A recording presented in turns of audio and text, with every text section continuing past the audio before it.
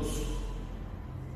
Vamos dar início ao Evangelho desta noite, fazendo a leitura de uma mensagem do livro Pão Nosso, ditado pelo Espírito Emmanuel, pelas venerandas mãos de Francisco Cândido Xavier.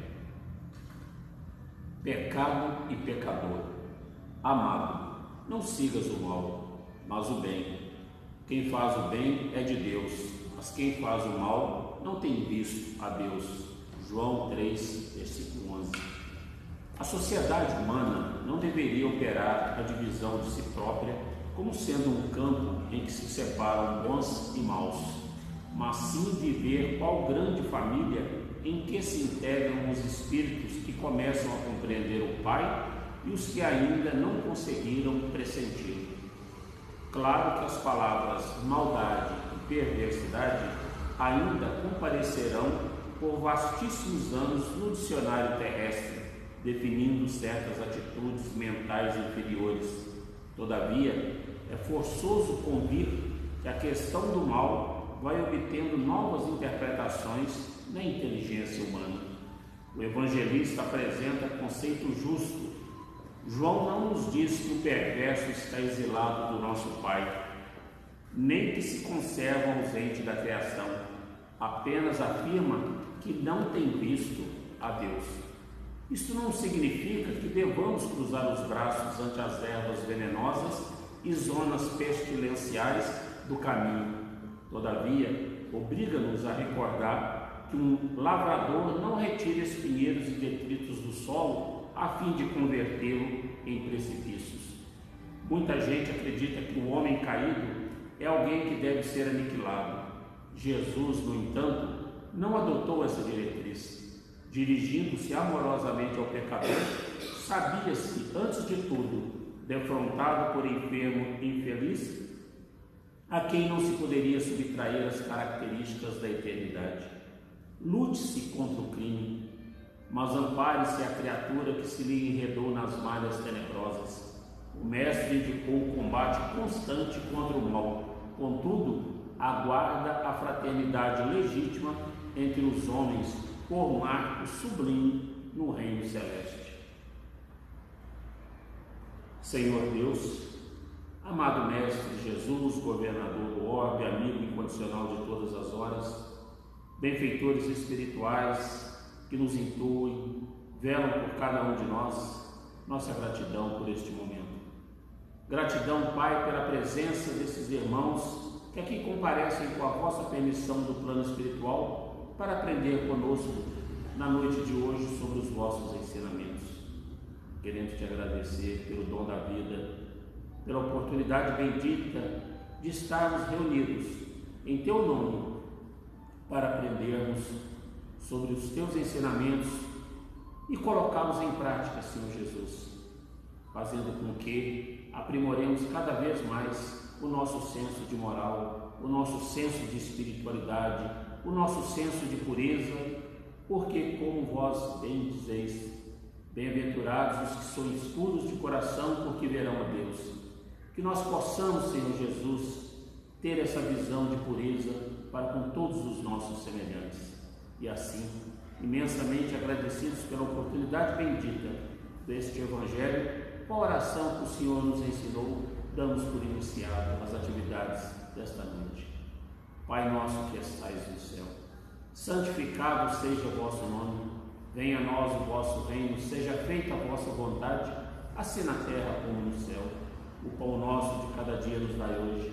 Perdoai as nossas ofensas, na medida em que perdoarmos os nossos ofensores. E não nos deixeis entregue às tentações, mas livrai-nos de todos os males, hoje, agora e sempre.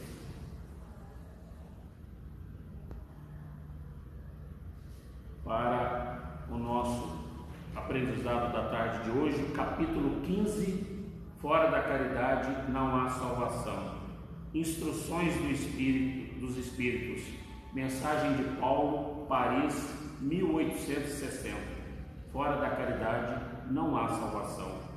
Meus filhos, na máxima fora da caridade não há salvação, estão contidos os destinos do homem sobre a terra e no céu.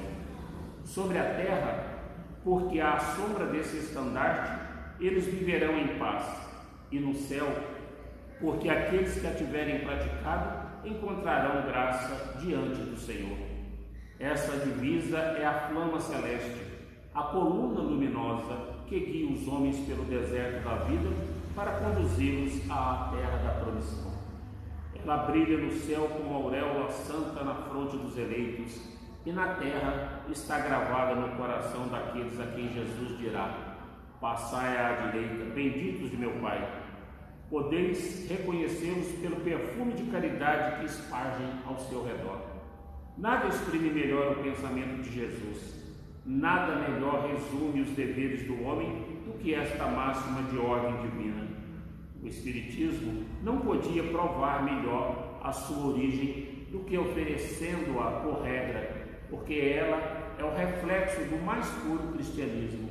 Com essa orientação, o homem jamais se transviará. Aplicai-vos, portanto, meus amigos, a compreender no sentido profundo e as consequências de sua aplicação, e a procurar por vós mesmos todas as maneiras de aplicá-la. Submetei todas as vossas ações ao controle da caridade, e a vossa consciência vos responderá. Não somente ela evitará que façais o mal, mas ainda vos levará a fazer o bem. Porque não basta uma virtude negativa, é necessária uma virtude ativa. Para fazer-se o bem, mister, sempre existe a ação da vontade. Para se praticar o mal, basta as mais das vezes a inércia e a negligência.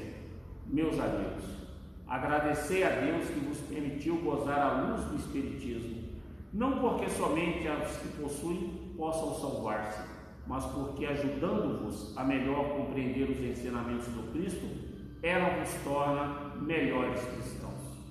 Fazei, pois, que ao vos vendo se possa dizer que o verdadeiro espírita e o verdadeiro cristão são uma e a mesma coisa, porque todos os que praticam a caridade são discípulos de Jesus, qualquer que seja o culto a que pertençam. Então, mais uma vez, o Evangelho nos conclama, na noite de hoje, a meditarmos sobre esse estandarte ao qual o Espiritismo está embasado. Fora da caridade não há salvação. E deveria ser, por regra, o estandarte, a bandeira, a flama de todas as religiões, porque a única forma de nós nos tornarmos verdadeiramente cristãos, como nos traz a mensagem de Paulo, é através da caridade, independente da religião.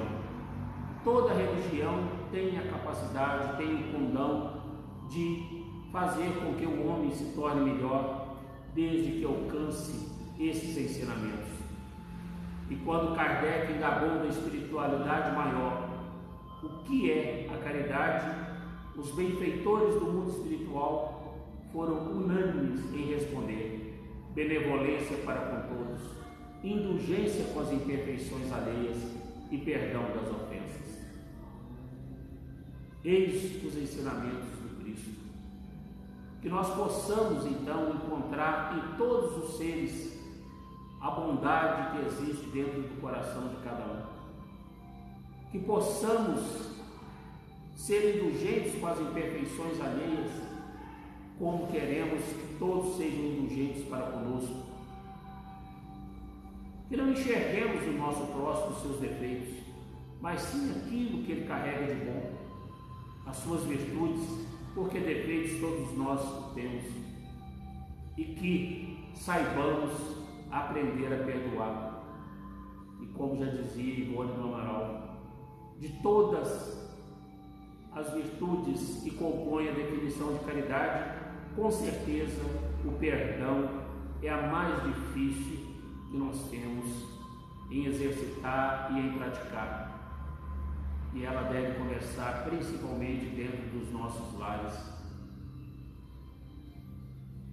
Nós, com certeza, auxiliamos os nossos irmãos do plano da espiritualidade a traçar o nosso projeto reencarnatório, escolhendo aqueles que nos amparariam como pais, como mães, como irmãos, tios, avós.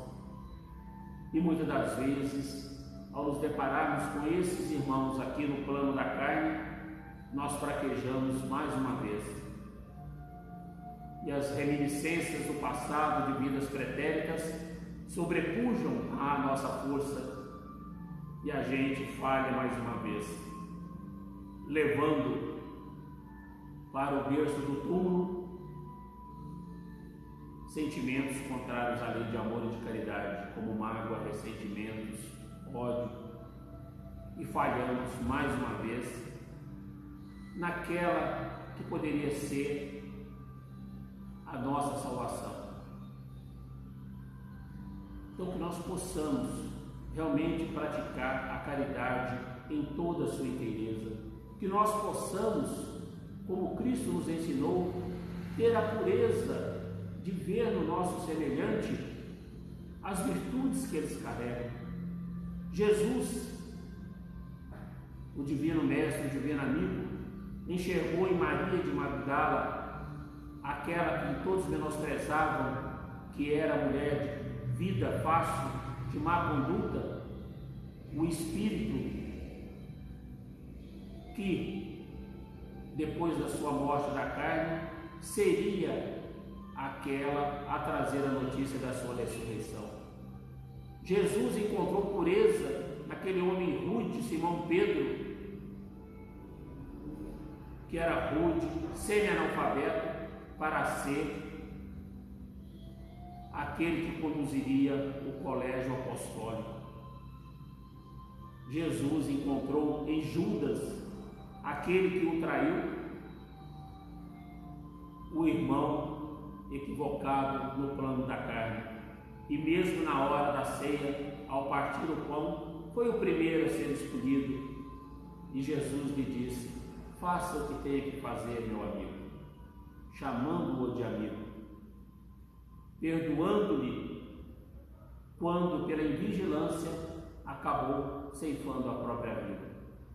Então, que a gente aprenda a enxergar no nosso próximo, mesmo aquele que a gente muitas das vezes acha que está completamente cheio de equívocos, de erros, a oportunidade bendita, a centelha divina que vai brilhar um dia. Quem sabe nessa mesma existência que nos deparamos com ele. Da mesma forma que devemos desejar que eles possam enxergar em nós a centelha divina que também dentro de nós existe e que muitas das vezes está obscurecida pela mágoa, pelo sentimento, pela inércia. Como diz a mensagem de Paulo, não é pela inércia. O que Jesus espera de nós é uma fé ativa. A caridade é ativa. Então, que nós possamos, no nosso dia a dia, lembrarmos sempre desse estandarte: fora da caridade não há salvação. E a salvação para nós espíritas não é o céu, não é o inferno, não é o purgatório, não é o umbral. É nos livrarmos dos percalços que a falta de caridade pode nos causar, atrapalhando o nosso processo evolutivo. Então, que a gente estejamos sempre atentos às intuições da espiritualidade maior, dos nossos anjos guardiões, dos amigos que nos são simpáticos da pátria espiritual, que estão sempre a velar e a zelar por nós, concedendo-nos a oportunidade bendita no nosso dia a dia, podermos praticar realmente a caridade.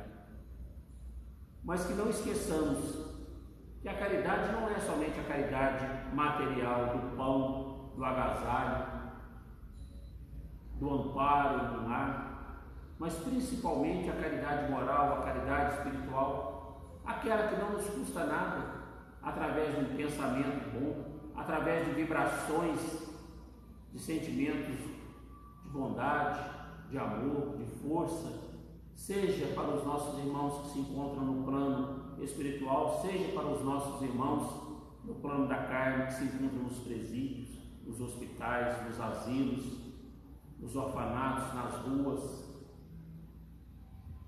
que a gente possa endereçar a todo o corpo clínico, médico, que batalha sem cessar para combater as pandemias esparramadas por todo o plano da Terra.